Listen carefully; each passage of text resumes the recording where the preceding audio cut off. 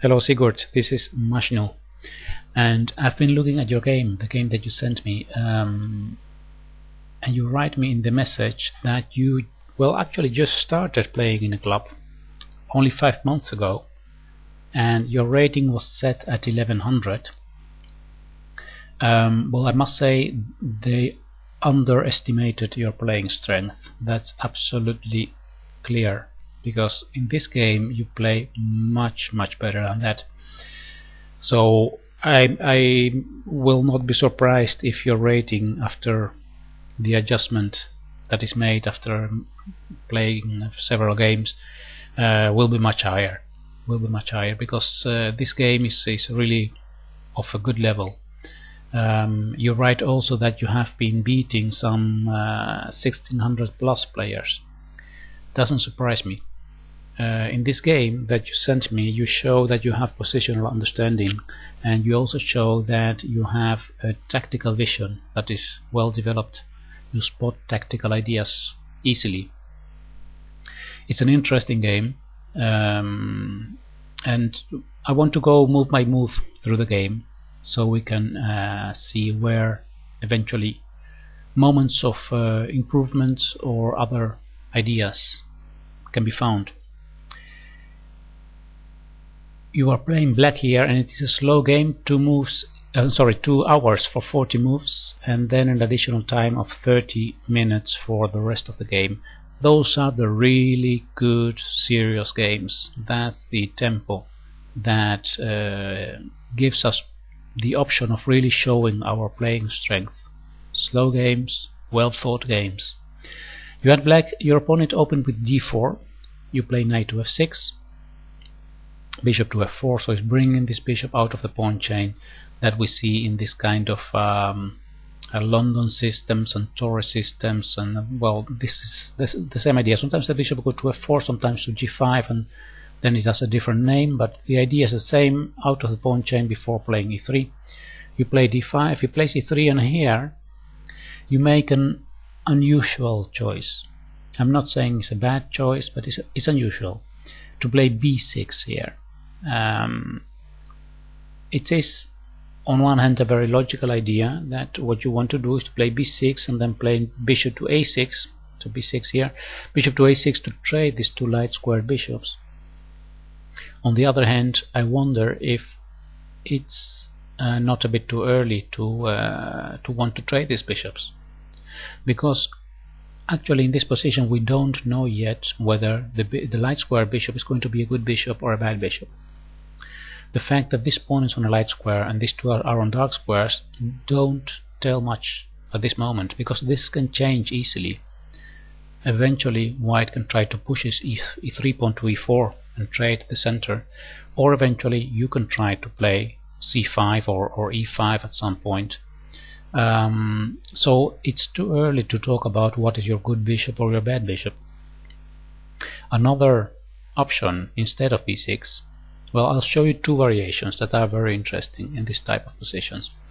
One of them is the idea of playing e6, and after white continues with knight to f3, to continue with bishop to d6. The idea behind this is that if white trades on d6, you don't take with your queen, but you take with the c-pawn. This offers you the option of continuing later with knight to c6 and e5. So having a majority in the center, having this half open c-file, so later rook to c8 can be played. That would be the idea of this type of game continuation. And what you then actually do is you trade an active bishop of your opponent that is pressuring c7 for this, at the moment, passive bishop on f8. This is one of the theoretical lines. Another one that is more dynamic in this position is to play c5 right now. The idea of advancing the c-pawn in this type of position is the consequence of the bishop that has gone out of the pawn chain, so then b2 becomes an undefended pawn. So this c6 or c5, that we see both moves actually in this type of positions, give you the option of later going with your queen to b6, attacking b2, and also pressuring even more the d4 pawn. These are, let's say, strategical ideas in this kind of positions. Here knight f3 is the most played move, then knight to c6. c3 is often played to reinforce the center. Now e6, knight to d2, bishop to d6 again, trying to trade this bishop. Now if white doesn't trade but goes to g3, then you simply castle kingside. He will place bishop to d3 to castle as well. And well, here there are different options. Play rook e8 to try to push the e-pawn to e5, or playing queen to e7 with the same idea of advancing this e6 pawn to e5. See that both ideas, rook to e8 and queen to e7, let's continue with this, queen to e7, both ideas are based on the fact that you simply wait with this bishop, not yet deciding what to do with it. So if black can manage to advance this pawn, then this bishop can have future on this diagonal, for example by going to g4. Let's say these are opening strategies that can be followed in this type of positions. Let's return to your game, because you played b6 here, which, understand me well, this is not a bad move, but it's just a different idea, and I wanted to show you that there is much more. This position is much richer than it looks at first sight. There are many possibilities of continuing this type of positions. Your opponent plays knight to f3, you continue with e6, knight to d2, so white wants to keep the option open of for advancing the c-pawn, and now you go with bishop to a6. I'll go back one move, because also here it could be an idea to wait with this type of move. Your light square bishop could be useful later, even on a place like bishop b7. I'm not saying that in this position b7 is a good move, but later it could be an idea to prevent white from advancing his e-pawn. So with bishop b7 controlling this e4 square even stronger, those strategical ideas are interesting to look at, especially if we combine a certain bishop to b7 with later a breakthrough in the center, supporting, for example, bishop to d6, and then followed by perhaps c5 or knight to d7, and then e5. Then we open the center. As soon as the center is opened, the bishop on b7 will have a long range here. So it's quite early to make a decision that you want to trade this bishop. Let's have a look at the game continuation. Bishop to a6, bishop takes a6, knight takes a6, and here he plays c4, attacking your center. Now you moved here knight to b8. When at first sight I thought this cannot be correct. Why knight to b8, going back to the initial square? But it has a logical thought that you want to reroute this knight. You want to have this knight on another place, and that's what you do in the game. Later you bring this knight to c6. So it looks like losing a tempo, but there is some logic in it. Now here your opponent played c takes d5, and after knight takes d5 he played bishop to g3. In fact, he could have made things a bit more difficult for you by playing knight to e5. With knight to e5 he would prevent your knight from developing to c6. So this would be actually an improvement for white in this position. White has more space in this position. The knight on e5 is a strong piece. White is ready to castle. So let's say that this position is a bit better for white after knight to e5. Now your opponent didn't see this this idea, so he continued with c takes d5. You took with the knight. Actually, we can say that you are winning a tempo here because you are attacking the f4 bishop, and this bishop white cannot allow to be traded there on f4 because it would ruin his pawn structure. So he needs to move bishop to g3, and now you continue with bishop to d6. So you have improved your development. Later, perhaps there could be ideas of playing c5 or knight c6, things like that. Your opponent with white actually lost again a tempo by playing bishop to e5. So he is giving you much time actually to equalize the game. After castling kingside, you already have an equal position here. Your development is almost finished and you have castled already. Your opponent didn't yet. I think that instead of bishop to e5, that is a bit of a strange move, he could have tried to fight for the center immediately by playing e4. Playing e4, attacking your knight. Now it's not easy to see where this knight needs to go. You cannot go to f6 because of e5 advancing. Knight to e7 doesn't really look very attractive. A knight here, well, perhaps it can go later to g6 and then fight for f4. That could be a possible idea. But this center of white looks very strong now.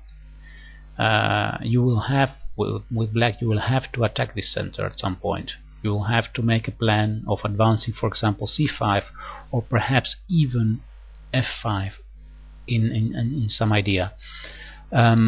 It's not easy to play this kind of position with black because of the white control of all these center squares. So this after the move e4. How could we have prevented this? Because this is, let's say, a position in which white could have gotten some advantage, yeah. And it's, we can say, all the consequence of this idea of trading the slight square bishop so early. By trading slight square bishop, you get your knights on a place where it doesn't really do much, so then you lose a tempo by going back. And here is when the first option for white to play knight to e5 with an interesting position for white, and after this trade here, bishop to d6, there is the second option for white to play e4. So we can say that after bishop to e5 played by your opponent, you took the correct decision of continuing developing. Now he missed an option to improve his position, and after this you don't give him again this chance. He castles as well.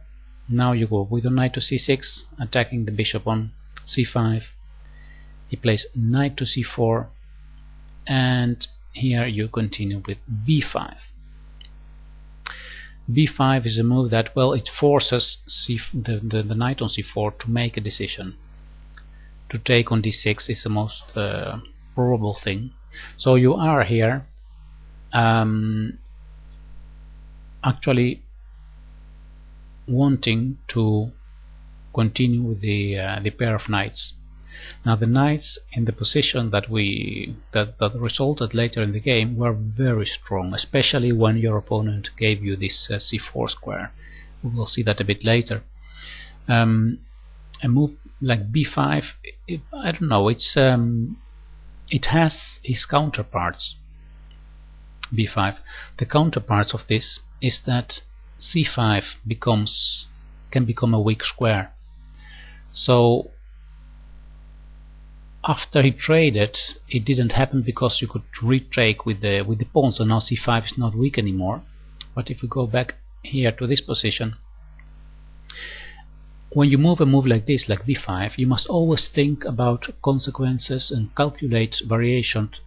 That is it possible for your opponent to make use of this weakened square c5? Can he go, for example, knight c to d2?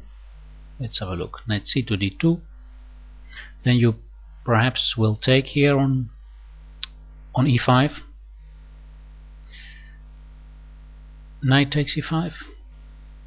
And now you can play c5. Oh, wait a minute, this is good. So if you keep this bishop on d6, you still have the option of playing c5. So this b5 square, I'm sorry, this b5 move doesn't have terrible consequence. So perhaps you saw this and you calculated this. But anyway, before playing a move like b5, you always have to look at this kind of variations. Is it possible for white to make use of this c5 square, or do you have the option of later playing c5 and solving this problem? Well, in the game he took on d6, c takes d6, bishop to g3.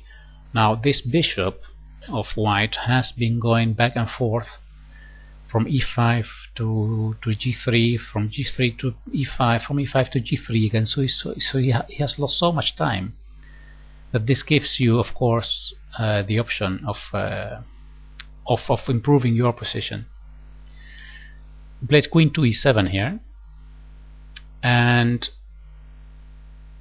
let's see how this continues, because when I saw this move, queen to e7, I thought, okay, what does he want to do?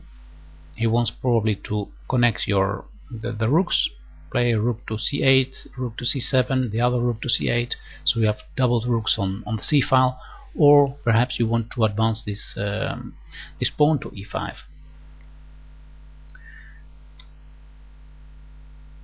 In this position, we also can do something different. We can think, instead of thinking what do I want to do, we can ask ourselves the question, what does my opponent want to do? Now white, if we were white in this position, it would be very good to advance this e-pawn, to chase away this centralized knight, this strong knight from d5. You see, if we see this kind of things, then we can get the idea of trying to prevent this. So to prevent strong play from your opponent, this could give you the option of playing, for example, f5. f5 would be a good idea here to prevent, to control e4, prevent the advance of this pawn. So that means that this strong knight on d5 will stay there for many more moves, perhaps for the rest of the game. Advancing the f-pawn to f5, we can say it weakens e6, but the fact is that the e-file is still closed, so it's not easy for white to attack the e6 pawn. And we always can look at the options of eventually later advance the e-pawn to e5. Of course, we must take care then of this diagonal where the king is, so perhaps king h8 first, and then reinforcing a bit more this square. e5, for example, queen to f6, and then e5, or queen to c7, or I don't know, some things like that. But anyway, the thing that I want to emphasize is that it's a different way of thinking. If you think about your own plan, you play queen to e7 like you did. If you think about preventing the plan of your opponent, you could play f5 here. In the game, after queen to e7, your opponent played rook to c1. I don't know if you looked at the option of e4 here. Your opponent didn't play it, but these are things that must be considered, because here he's chasing away your strong knight. You have to go to b6, I think, and then he can play rook to c1. So the difference with the game is that he's now fighting for the c file, but he's also controlling the center very well. So now your knights are a bit more less active because he's controlling the center squares here. Let's go back. Queen e7, rook to c1 immediately, rook to c8, and here he plays a3. Well, he was perhaps concerned about a move like knight to b4. I think he's losing time with a3. Again here, you moved a6. f5 is still in the position. Still could be an interesting idea to prevent his counterplay in the center. You played a6, and now he plays e4. So after a few moves he discovers this idea of that he must to look for play in the center. The knight goes to b6, he plays b3, and here you played a good move, d5. Actually you are fighting the center, and that's exactly what you need to do here, because you cannot allow white to control the center like this. Sooner or later, and the best is as soon as possible, is to try to have influence in the center. So d5 is a very good move. He plays e5, and now you continue with knight to a5.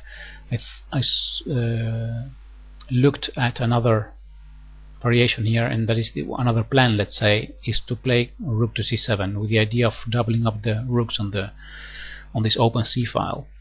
If white continues with bishop to h4, the idea of bishop to h4 would be actually to activate this bishop, because this bishop after e5, this bishop is very bad now. Now we can say that this is a bad bishop, because this center is now fixed. Both pawns are fixed. It's very difficult for white to change this. So this bishop should be activated, perhaps to h4, g5, and then to d2 or to e3. I don't know, things like that. But on this diagonal it should be actually placed. Bishop h4, you can take on a3. If you place rook to a1, attacking your queen, queen to b4, and if he now takes on a6, the knight's attacked, can go to d7, bishop g5 to make a better place for this bishop. And now you can return to the plan that we started, rook to c8. Here you have with black a very healthy position, healthy in the sense that you have both rooks doubled there. There is some pressure against d4, that is the base of this pawn chain. The b3 pawn is weak, so the queen is tied up to the defense of this pawn, and the white pieces are not working together yet. Actually, if we compare the pieces of white and of black here, we can say that white have two rooks here working together, and this bishop and this knight, they don't have really much to do. Now, this type of positions are not positions that you can win very fast. It's actually very slowly continuing and trying to put more pressure. Eventually a plan could be to play knight to a5 to put pressure on b3 and to open this file for the rooks. But let's return, because this is a variation that I was looking at in this position. So here to play rook to c7. You played knight to a5 here, and he made here the major mistake of the game, and that is a positional mistake to play the move b4. This deserves a question mark, this move, because it's giving you this c4 square, and after this your advantage is so clear, and you don't give it out of hands. Let's have a look what would have been better instead of playing this. Perhaps again the idea of improving the position of his worst piece. His worst piece is his bishop, so playing bishop to h4. Your queen should go to d7 perhaps, queen to d7, and then bishop g5, something like this. Then there is still a fight here, so we can say black has a good position. You are fighting for this c file. You have the options of later having an ending with a bad bishop against a good knight, but it's very early to draw those conclusions, because still a lot must happen before we reach such endgame. So this would have been actually the correct way, I think, to play for white. In the game he made this strategical mistake of playing b4, and of course you went with your knight to c4. This is how you show your strategical understanding of chess. Queen to d3, h6, I think it's not necessary. He's not threatening to go to g5, but perhaps you thought it's a way of preventing bishop h4 and bishop g5. Maybe that was your idea. h6, bishop h4, queen to e8. Let's go back, because on e8 you are blocking your f8 rook. So I think a slight improvement in this type of position is to play queen to d7. Queen to d7, so you have the option of still moving this rook. After, for example, rook to c7, you can play the other rook to c8, double up the rooks on the open file. And this becomes more difficult if you play your queen to e8. Knight to e2, knight takes e2, queen takes e2, and now knight to c4. Again, very good to have a knight there. Queen to d3, now queen d7, so now you see that you made a slight mistake by going to e8, so you improve this position, and now he plays f4. Of course, white doesn't have anything to look for on this queen side, nothing to look for in the middle, so it tries to attack on the king side. Logical thing to do. If we look at the black position, this is where we need to look for play, so good move. Rook to c6, queen to g3 played by your opponent. Now you see the threat of bishop to f6. So this is a moment where you did think about what does my opponent want to do. This is actually the most important question in chess. Every time before a grandmaster makes a move, he doesn't think about what do I want to do. First he thinks about what does he want to do, and after that he thinks about what do I want to do. So here king to h8, very good defensive move. Queen to d3, now doubling up the rooks on the c file, and he continues with f5, and is actually, well, let's say, looking in terms of plans, it's correct to do this, but the thing is that tactically it doesn't work, and that's something that you spotted immediately, that now you can take with the knight on e5, because the queen is attacked and you're also threatening rook takes c1. He takes on e6, attacking your queen, you retake, and then he must move the queen to e3, and you trade rooks, and you trade rooks again. So now after knight to c4 you have improved your position a lot. You don't only have now a good knight against the bad bishop, you also have material advantage, and the d4 pawn and the a3 pawn are both weaknesses. Bishop to g3, queen to f7, h3, queen to f5, activating your pieces. Very well played. King to h2, queen to e4, now putting pressure on this weakness on d4.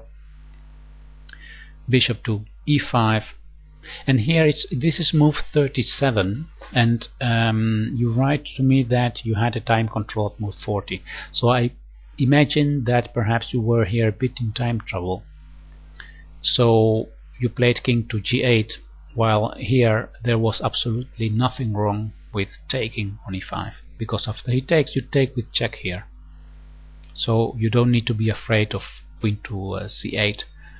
If king to h1, you can even try here to push immediately this pawn. Queen to c8 and grabbing on a6 don't have any future, because if he takes here, you can simply continue advancing immediately, and now this queen is totally out of play. It's impossible for this queen to go back and try to prevent this the advance of this pawn. So here you have a winning position in here. But well, the position is actually excellent anyway, even after not taking on e5 but moving king to g8. You still have a wonderful position. Queen to c3, queen to e3, offering the trade of queens, of course.